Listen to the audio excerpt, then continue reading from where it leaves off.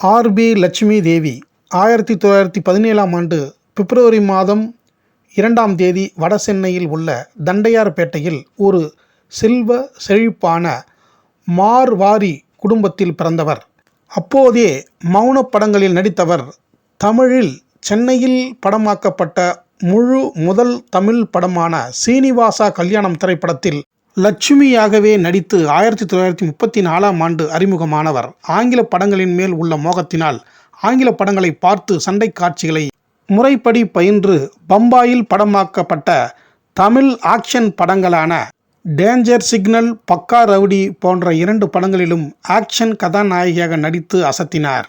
Motor cycle பயிற்சி, குதிரை ஏற்றம், வாள் சண்டை போன்றவைகளை கற்றுக்கொண்டு படப்பிடிப்பில் நடிக்கும் பொழுது கால் கைகளில் பலத்த அடிபட்டு சிரமப்பட்டு நடித்தார்.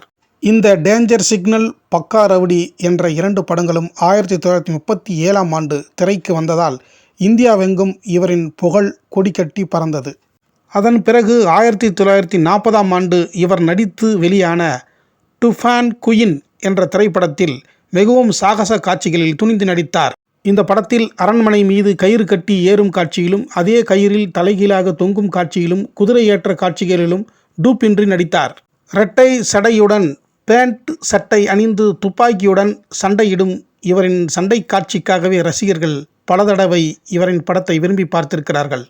ஆர்.பி. லட்சுமி தேவி நடித்த சீனிவாசா கல்யாணம், டேஞ்சர் சிக்னல், பக்கா ரவுடி, டுஃபான் குயின் போன்ற படங்களை நமது சினிமா கொட்டகையில் கதை சுருக்கத்துடன் வீடியோவில் கண்டு ரசிக்கலாம்.